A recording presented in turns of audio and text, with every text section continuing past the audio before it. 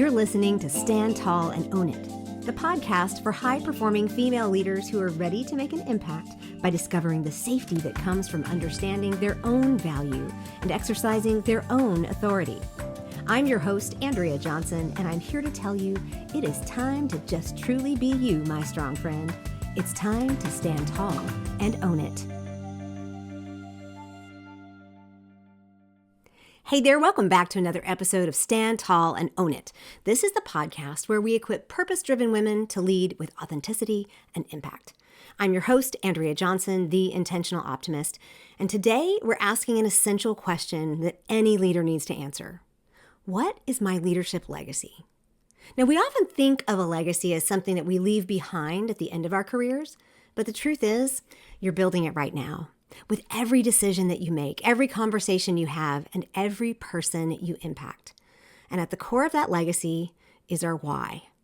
Now, for me, I was taught growing up that we leave things better than we found them, right? It's like if it's an apartment that I rented, if it's a playground I was on, if it's a friendship, that applies not just to the work we do, but more importantly, to the people we work with. In any leadership position, my goal has always been to empower the people that I lead. You hear me say that all the time. I want to help them grow, evolve, become even bigger and better versions of themselves. And yes, even if that means that they surpass me. But here's the thing, for nearly half of my career in the corporate and academic worlds, I didn't always have that kind of support and leadership from those around me or above me. Now, don't get me wrong, I had some amazing leaders that I worked with along the way, and I still have colleagues that are fantastic and amazing leaders that I work with. But I also found myself trapped in a frustrating cycle. I'm sure you've heard this before. I needed experience to get into a leadership position, but I also needed the leadership position to gain the experience. Does that sound familiar? So when I finally got the opportunity to lead others directly, I was absolutely thrilled. And last week in our podcast episode, I shared a little bit of what happened in that first leadership opportunity. So it didn't turn out exactly as I wanted, but I still believe I left others better than I found them. But the real shift for me happened when I stepped out in my own and started my own business. That's when I realized something super important. I didn't want to just lead. I wanted to be intentional about empowering women to lead in their own unique and valuable ways. That became my why, the thing that drives me every single day. My goal isn't just to lead well myself. If that was the case, I would just go back into some kind of corporate job and have all kinds of people following me, right? But it's to leave behind a legacy of female leaders who can say at the end, Andrea helped me get here. That's important to me. So now I want to turn this to you and ask, have you ever thought about what kind of leadership legacy you're building? What will people remember about the way that you led?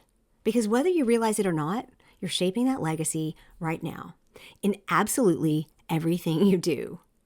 Now, a lot of people think that the foundation of leadership is your why. I love Simon Sinek, and he has done some amazing work on understanding your why, both personally and corporately. But I see it a little differently.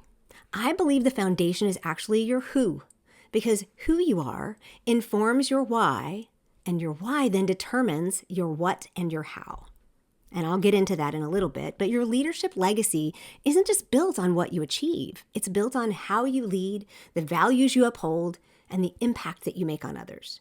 That's why we have to start with who you are rather than the why. So let's break that down a little bit. I think that there are 5 big things that you can look at when you talk about who you are. And first is your core values. This is what deeply matters to you. Your values, of course, shape everything. How you lead, what you stand for, and what you refuse to compromise on. If you've done my core values exercise or my digital course, you know that this is the starting point for making aligned decisions. And if you haven't, I highly encourage you to take the time to just do that, even that simple free version, because your values define your leadership more than any title ever will, ever. So first is your core values. The second thing you need to know about yourself is your strengths and your weaknesses. I just finished a DISC workshop with a group in Florida, and one of the things we talked about, a third of the workshop was about the strengths and weaknesses that we understand that we have and knowing what to do with them. But knowing yourself leads to authentic leadership. Effective leaders embrace both their strengths and their weaknesses. They don't try to be all things to all people. Instead, they lean into their strengths, they play to their strengths, if you will, and surround themselves with people who complement their weaknesses or I like to use the big word, they mitigate their weaknesses, right? So you need to know your core values, your strengths and weaknesses, and you need to know your talents and your competencies. Some people might call them skills. So what unique skills do you bring to leadership? These might be your natural abilities or your learned skills that shape how you lead. Because leadership isn't just about vision. It would be nice, especially for people like me who are very vision oriented, if leadership was just about vision, but it's about execution. And your talents and competencies or your skills determine how you're going to bring your why, your vision to life. And the last two things that you need to look at as far as who you are, what makes up your who, is I love to ask people this question: what makes your heart sing? These are your passions. What excites you? What topics or causes light you up? Passion isn't just a feel-good concept, it is fuel. I was out on a Marco Polo this morning and I shared with a friend something that is going on with me, and she poloed back, and one of the first things she said was, "Hey, I would love to hear how this turns out because the way you spoke about that was so passionate." And I know that when I get really passionate about something, that's fuel for me. So think about areas where it's not just that it lights you up, but you talk louder and you talk faster about something. That can tell you sometimes what you're feeling very passionate about. But fuel keeps you moving when leadership gets hard, when the obstacles feel overwhelming, when doubt creeps in or imposter syndrome creeps in. Passion fuels persistence, and then persistence builds legacy, because legacy isn't built overnight. It's built in the moments when you choose to keep going. It's all those little steps that you take. And the leaders who make the biggest impact aren't necessarily the smartest or the most experienced or the most charismatic. They're the ones who refuse to quit when it matters most. All right. So you've got your core values, you've got your strengths and weaknesses, you've got your competencies and your talents or your skills, and you've got what makes your heart sing. But unfortunately, we still have to look at one other area, and that's your burdens. What breaks your heart, right? This is all tied into your core values too. Like whenever you're in a workshop with me or you look at how you're defining your core values, these are questions you're going to ask yourself. But sometimes our greatest purpose is tied to what we cannot ignore. The injustices, the gaps or struggles that deeply affect you or those you love or people in general that you see, those might be pointing you toward your why. So pay attention, not just the things things that bring you fuel, but also the things that just weigh heavily on you, because it might be that that's where you may need to be in leadership more than in a place of passion. And once you understand those things, the who of what you are, then you can start defining the why you're here. And the why is usually made up of a few things like purpose, the bigger picture. I always tell people you don't need to make a huge big deal out of discovering your purpose, because it's really more of like the impact you want to leave. And so to me, it's the big picture. It's the overarching goal. I want to empower female leaders. It doesn't have to be perfect. It doesn't have to go into all the details. You know, people say, well, what is your avatar? What is your ideal customer? Well, that's fine. That can be defined later for marketing.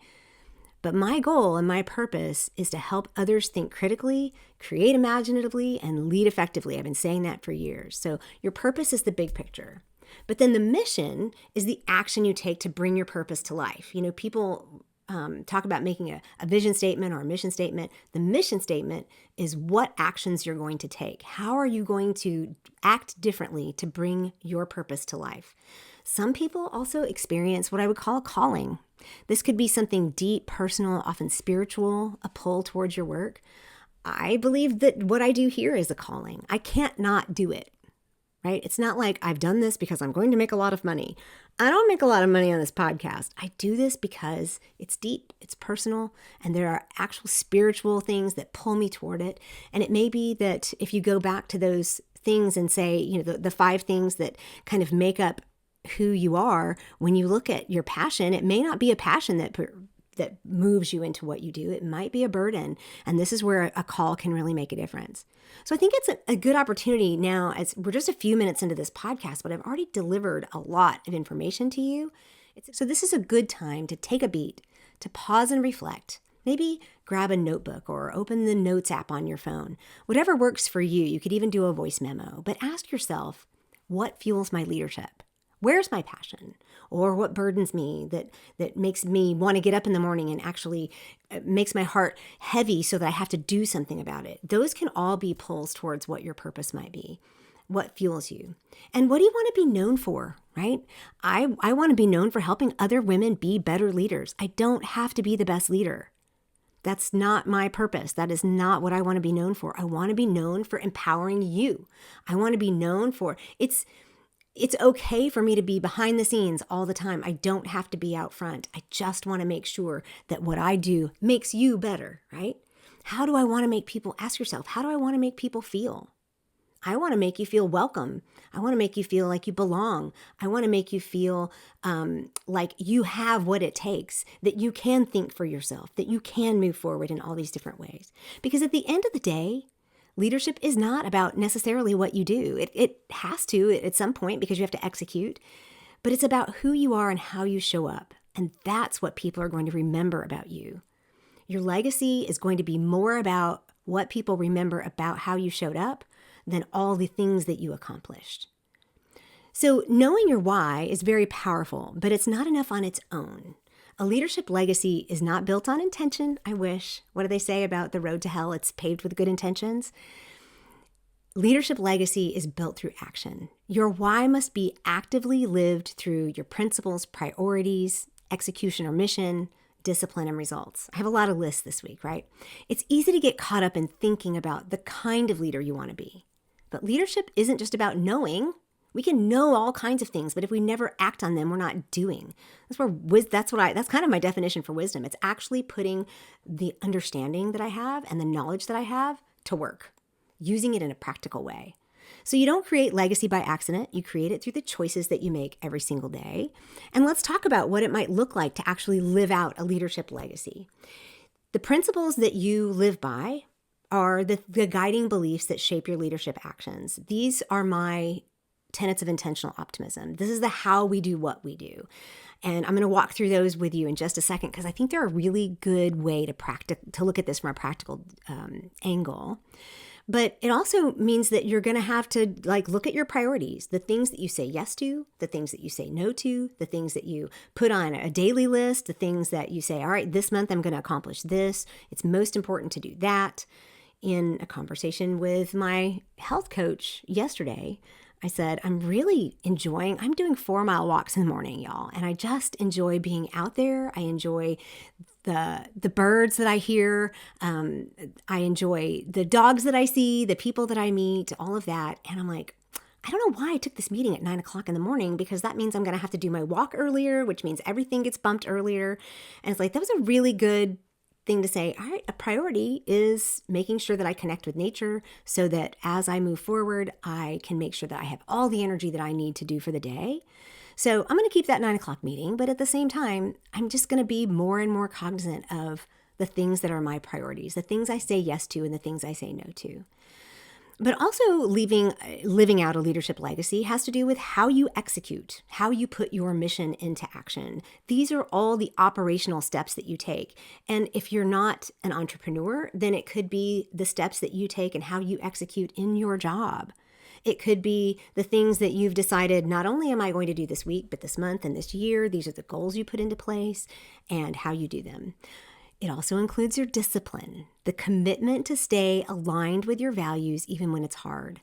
I think I shared that this year I put into place a very detailed and long kind of drawn out plan of how I'm going to do this podcast. I'm going to stay on message this year. I'm going to stick with a specific plan of how I want to do this because I want to stay aligned with my values. And my top core value is thinking for myself. And I want to make sure that I don't get sidetracked.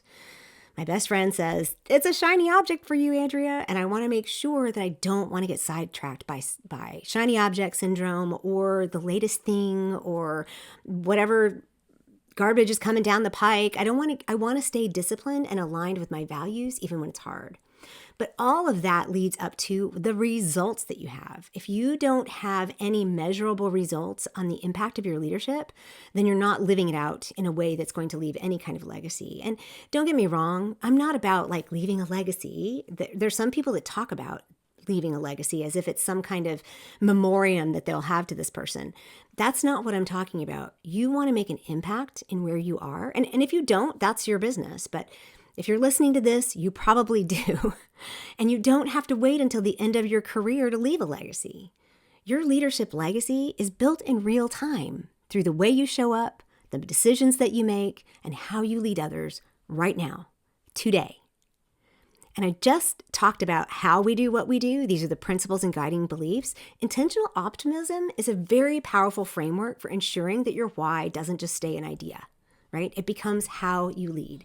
So let me walk you through those really quick. The first is optimistic. Your why gives you hope and direction. It even helps you when challenges arise. It reminds you of your belief in a bigger purpose so that you can keep moving forward. And that's what the tenet of optimistic does for you. The tenet of present, it reminds you that legacy isn't something you leave behind. It's something you build every day. It's how you treat people, how you make decisions, how you handle adversity. This is your leadership legacy in motion. It's the relationships that you have. It is how you are in tune with what's going on around you. And it is definitely something that you're building right now. The third is energetic. Leadership requires energy, physical, mental, emotional, all of it. And the way that you bring enthusiasm, passion, and resilience to your work directly impacts the people that you lead. Not only does it impact you, but it impacts the people you lead because energy is contagious. I talk about joy bubbling over and other people experiencing that and catching on and enjoying the joy with you. Leaders who lead with purpose inspire actions in others. And we've talked about this on multiple episodes of how the way you lead really does inspire other people. The fourth tenet is courageous. It takes boldness to step into your purpose, to challenge norms, and to lead in a way that aligns with your core values. Leadership always requires some risk, but the risk is worth it. And when you do that, talk about building resilience. It's going to build it all the way to the end. The fifth tenet is wise. I just talked about how wisdom is taking the information that you have from knowledge and putting it into action. So when we look at the deeper you understand yourself, the more self-awareness you have, the stronger your impact. Wisdom allows you to lead with clarity, integrity, and intention. Speaking of intention, intentional is the sixth tenet of intentional optimism. Leadership is not reactive, it is proactive. I talk about this all the time, about being on your toes, ready to go, rather than being on your heels, waiting for something to hit you. Purpose-driven leadership ensures that every action contributes to the impact you want to make. Will there be moments where we have actions that may or may not feel like they're impacting the legacy that we want to live, or it may not actually contribute to the impact we want to make? Sure, there are things that we have to do. I keep putting off doing financial stuff, but I'm going to do it. It does impact my business. It does impact my ability to even do this podcast. It impacts all of that. Every single thing we do should be in the proactive camp, not the reactive camp. Take a moment and think about that legacy that you want to create. A minute ago, I said, ask yourself these questions. What fuels your leadership? What do you want to be known for? How do I want to make people feel? Take a minute and write down some words that maybe describe the legacy that you want to leave behind. I had 3 words that I kept on my computer for a long time: spunky, welcoming, and wise. That every time I met with someone, every time that I had a conversation, I wanted to make sure that I showed up spunky, because there's a certain amount of spunk that I've got to have. There's an irreverence sometimes to the work that I do. There's a silliness to the work that I do. There's a wonder to the work that I do. And when I show up with just a little bit of spunk, call it sass or whatever you want to call it, that is showing up as authentic for me. But welcoming, make sure that you are just as welcome to be yourself as I am able to be myself. And wise means that I give all of the information that I have gained through other people pouring into me, or me going through experiences. Like I shared last week, my mom said, "Why do you have to learn things the hard way?" That's just how I learn. So I want to make sure that I share all of that with you. None of that information is mine. I don't believe that anything that I get is literally for my own benefit. It benefits me, but most of it I want to share. This is the legacy I want to leave behind. So how would you put together 3 words that would reflect who you are, why you're here, and how you want to lead? And then put them someplace visible. Like I said, for me, I put them right here on my laptop. It was just a little sticky note, and I had them in big Sharpie. Spunky, welcoming, and wise. It was really easy to see. Let them guide the way you decide things, your decisions, your leadership, and the way you show up every day. Because legacy is not something you hope for. It's something you build. It's not something that's out there in the future. It's not something that gets put on your gravestone. I mean, it'd be great, but I don't think that's what any of us are really looking for. We're not looking for accolades. We are looking for impact, right? We want to empower you to have impact. So as we wrap up today, I'd like to leave you with this thought. Your leadership legacy isn't just about what you accomplish. It's about how you live, lead, and impact others. It's built from the inside out, starting with your who, fueling your why, the reason you lead, and extending to the actions that you take every day, which is your what and your how. Every decision, every conversation, and every interaction is part of the legacy that you're building. So I would encourage you to take some time this week to do some practical application of this information. Reflect on the leadership path you're creating. Ask yourself things like, does the way I lead align with my core values? Why or why not? Right? For me, when I was in a corporate or academic situation or circumstance, or job or whatever, when I had to tell people things that I knew did not work with me thinking for myself, and I had to say, well, this is just what we're told to do, that was really, really hard for me. It was very difficult for me to lead with and to enforce certain things that I didn't believe. So how does the way you lead align with your core values and why? Ask yourself, how does my why influence the impact I want to have as a leader, right? When I say I want my impact to be empowering you, that's how my why influences it every single day. And then what steps can I take today to ensure that the legacy I leave reflects the person I want to be and the leader I aspire to become? What steps can you take today? One of the things you can do is writing down some kind of a leadership legacy statement. I know it feels like I'm giving you a lot of statements lately to write down, like every week. But writing things down increases the likelihood that we will accomplish them or stick to them by over 50%. And a leadership legacy statement is a concise reflection of who you are as a leader and the impact you want to leave behind. It's grounded in your why, your core purpose, and your values.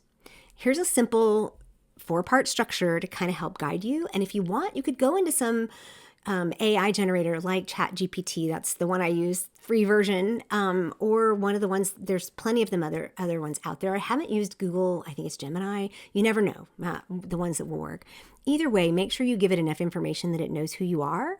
But you could start with putting in who you are, your core values, your strengths, and guiding principles that stem from your why. So what are they? For me, my core values,